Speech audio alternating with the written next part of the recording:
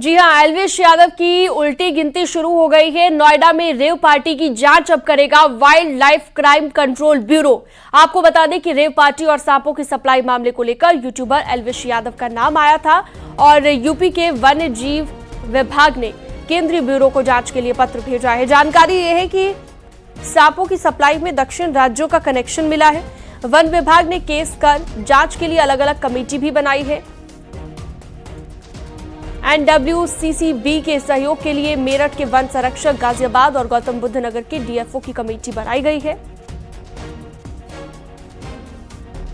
तो एल्विश यादव की कई ऐसी वीडियोस भी सामने आ चुकी है जिसमें वो सांप से खेलते हुए दिखाई दिए। विदेशी लड़कियों के साथ जो रेप पार्टी होती थी, माना जा रहा है कि वहां पर भी इसी तरह से सप्लाई किया जाता था। तो सांप के जहर की सप्लाई होती थी और नशे के लिए इसे इस्तेमाल किया जाता था। इस तरह के गंभीर आरोप लगे हैं जिसमें एल्विश यादव का नाम भी शामिल है।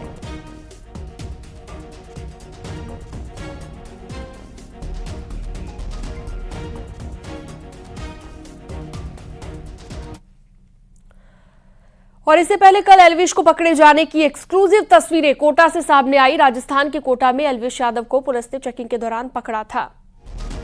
उसे डिटेन भी किया गया लेकिन बाद में उसे छोड़ दिया गया।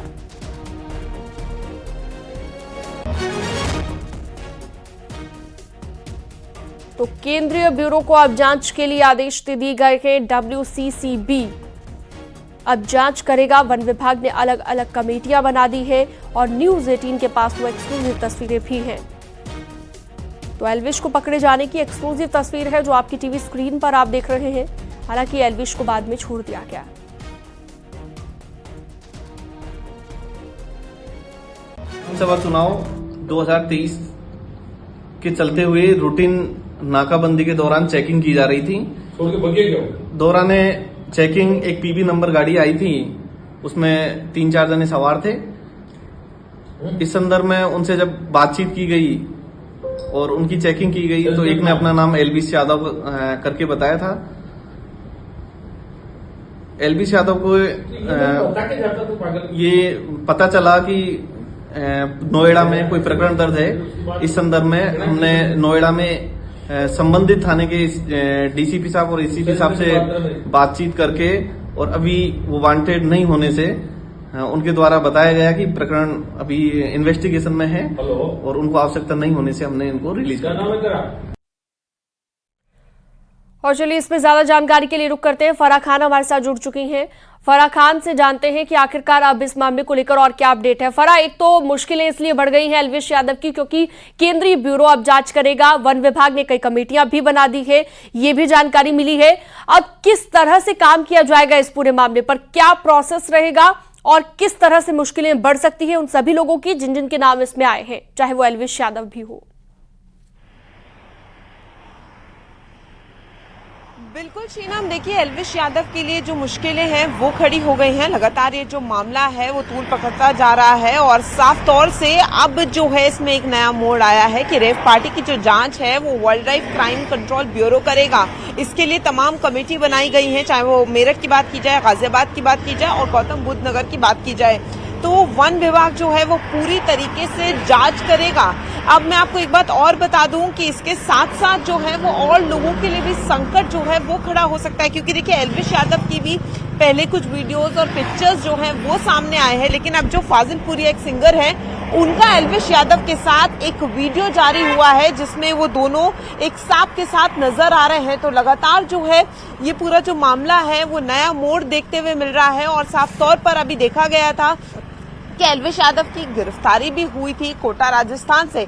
तो अब बड़ी बात यह है कि जिस तरीके से अब ये वाइल्ड लाइफ कंट्रोल ब्यूरो जो है ये पूरी तरीके से जांच करेगा, कमेटी बनाई गई है, क्योंकि अब जो है वो पूरा मामला तो दर्ज कर दिया गया है, लेकिन ये देखा जा रहा है कि जो जिस तरीके से ये पूरा रेप पार्टी का मामला है इसमें सारी जो है वो चीजें देखी जाएंगी कि गौतम बुद्ध नगर में किस तरीके से ये पार्टी हो रही थी, कौन इसमें शामिल है और एल्विश यादव, जिस तरीके से एल्विश यादव ने कुछ दिनों पहले जो है वो अपना रुख भी सामने रखा था कि उनका। ठीक है फलाह, मैं आपके पास लौटूंगी दोबारा से, फिलहाल आपको रोकना चाहूंगी। इसी बीच एक बड़ी खबर आ रही है, नोएडा से जुड़ी बड़ी खबर। सिंगर फाजिल पुरिया की बढ़ सकती है मुश्किलें। सांप के साथ शूटिंग, जहर तस्करी केस और एल्विश और फाजिलपुरिया का पुराना वीडियो कोई सामने आ गया है। वीडियो में दोनों साथ में नजर आ रहे हैं। दोनों ने सांप के साथ ये वीडियो बनाया है। फाजिलपुरिया पर भी मामला दर्ज हो सकता है। फराह हमारे साथ लगातार जुड़ी हुई हैं। फराह, एक के बाद एक खुलासे हो रखे हैं और इस बीच सिंगर फाजिलपुरिया की मुश्किलें भी बढ़ सकती हैं, यानी उन पर भी अब मामला दर्ज हो सकता है, क्योंकि कई लोगों के नाम पहले सामने आ चुके हैं। कह सकते हैं कि अभी पर्दे खुलना बाकी है। एक बड़ा गिरोह ये हो सकता है और कई और लोगों के नाम इसमें शामिल हो सकते हैं। बिल्कुल शीनम, एल्विश यादव के लिए तो देखिए मुश्किलें सामने है ही, लेकिन जैसे जैसे इस पूरे मामले में पर्दे खुलेंगी, जैसे जैसे ये पूरा मामला इन्वेस्टिगेट होता जाएगा, पूरी जांच टीम बैठेगी, जिस तरीके से कमेटी बनाई गई है, तो उसके बाद और लोग भी जो हैं वो इसमें शामिल हो सकते हैं। जैसे थोड़ी देर पहले मैं आपको ठीक बता ही रही थी कि फाजिलपुरिया और एल्विश यादव का जो है वो एक साथ वीडियो जो है वो वायरल होने लगा है, जिसमें वो दोनों सांप के साथ नजर आ रहे हैं। तो फाजिलपुरिया पर भी जांच हो सकती है और इस तरीके से काफी लोग, क्योंकि जैसे आपने भी कहा, एक गिरोह सामने आ सकता है, क्योंकि धीरे धीरे इस तरीके के वीडियो वायरल होने लगे हैं। एल्विश यादव के पहले हमने वीडियोस देखे थे कि वो ऐसे वीडियो और पिक्चर्स वायरल हुए थे। अब धीरे धीरे एक सिंगर जो हरियाणा से है, फाजिलपुरिया काफी नोन है, वेल नोन सिंगर है, तो उनका नाम भी सामने आ रहा है। इस तरीके से अब ये देखने को लगता है कि जैसे जैसे ये पूरा मामला जो है वो डीप इन्वेस्टिगेशन होगा, उस तरीके से कई नामों का और खुलासा हो सकता है और कई लोगों के लिए जो है वो मुसीबतें सामने आ सकती हैं। तो सिर्फ एल्विश यादव ही नहीं है, तमाम लोग भी जो उनसे जुड़े हुए हैं या जिनकी भी इस तरीके के पिक्चर्स हैं, उन सबके लिए जो है वो एक संकट देखने को मिल रहा है। शीनम, यानी कि फराह, हम ये मानकर चले कि जब केंद्रीय जांच एजेंसी जब जांच करती है, जाहिर सी बात है अब केंद्रीय ब्यूरो को जांच के लिए पत्र लिख भी दिया गया है और उसके बाद अगर जांच करेगा वाइल्ड लाइफ कंट्रोल ब्यूरो, जैसा कि आपने बताया, तो कौन कौन सी धाराओं के तहत इन पर मुकदमा जो कि पहले दर्ज किया गया है, कितनी मुश्किलें बढ़ सकती है। मेरा कहने का मतलब ये है कि अगर कई और लोगों के नाम भी सामने आ जाते हैं, तो ऐसे में किस तरह से उन पर एक्शन लिया जाएगा, क्या उसके बाद उनसे पूछताछ भी हो सकती है, मुश्किलें किस तरह से बढ़ सकती हैं? देखिए शीनम, पीपल ऑफ इंडिया जो ट्रस्ट है उसकी तरफ से जो है वो पीपल फॉर इंडिया जो ट्रस्ट है उसकी तरफ से एक मामला दर्ज किया गया और उसके बाद जो है वो लगातार एल्विश यादव का नाम सामने आया और उसके बाद जो है वो जांच उस तरीके से हुई। हालांकि एक वीडियो सामने आया और उसके बाद गिरफ्तारी भी हुई एल्विश यादव की।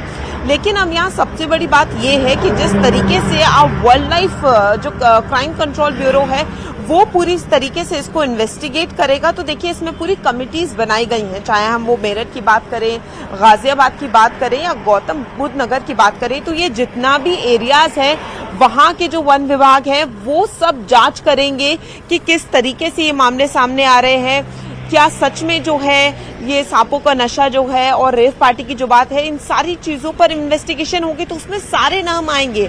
अभी शुरुआत एल्विश यादव से हुई है, लेकिन आगे ये भी माना जा सकता है कि जितने भी लोग एल्विश यादव से जुड़े होंगे ये एक पूरा गिरोह हो सकता है। तमाम लोगों पर जो है वो संकट जो है वो देखने को मिल सकता है, क्योंकि जिस तरीके से एक नया वीडियो वायरल हो रहा है, जैसे हम फाजिलपुरिया की बात कर रहे हैं, ऐसे तमाम लोग और भी हो सकते हैं। तो इस पर पूरी इसीलिए जो है वो पूरी जांच की जा रही है ताकि और जो नाम अभी पीछे रह गए हैं और जो खुलासे रह गए हैं, बिल्कुल। और Farah, wild life control bureau जब जांच करेगा तो जाहिर सी बात है वो अपने तरीके से जांच करेगा, उसका एक अलग प्रोसेस रहेगा। फिलहाल आप बने रहिएगा फराह हमारे साथ। एक बार अपने दर्शकों को ये बताते हैं कि एल्विश के पकड़े जाने की पूरी कहानी आखिर है क्या। कल शाम 6 बजे के करीब एल्विश यादव को पुलिस ने पकड़ा। राजस्थान की कोटा पुलिस ने एल्विश को पकड़ा और कोटा से यूट्यूबर एल्विश को डिटेन किया गया। नाकेबंदी के दौरान पुलिस ने उसे पकड़ा और इसके बाद कोटा पुलिस ने नोएडा पुलिस को खबर की कि एल्विश यादव को हमने पकड़ लिया है। क्या आपके यहाँ पर वो वांटेड तो नहीं है?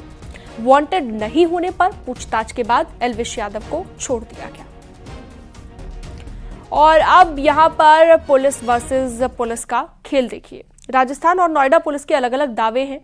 क्या है दावे वो भी आपको ग्राफिक्स के जरिए समझा देते हैं। कोटा पुलिस का कहना है कि हमने एल्विश को पकड़ा था और इसके जवाब में नोएडा पुलिस ने कहा था कि हमें इसकी कोई खबर नहीं है। ये एल्विश पर पुलिस और पुलिस वर्सेस पुलिस यानी कि राजस्थान पुलिस और नोएडा पुलिस के बीच पूछताछ के लिए डिटेन किया था। अभी पूछताछ में हिरासत की जरूरत अभी तक नहीं है, ऐसा नोएडा पुलिस ने जब कहा। तो ये हमने आपको बताया।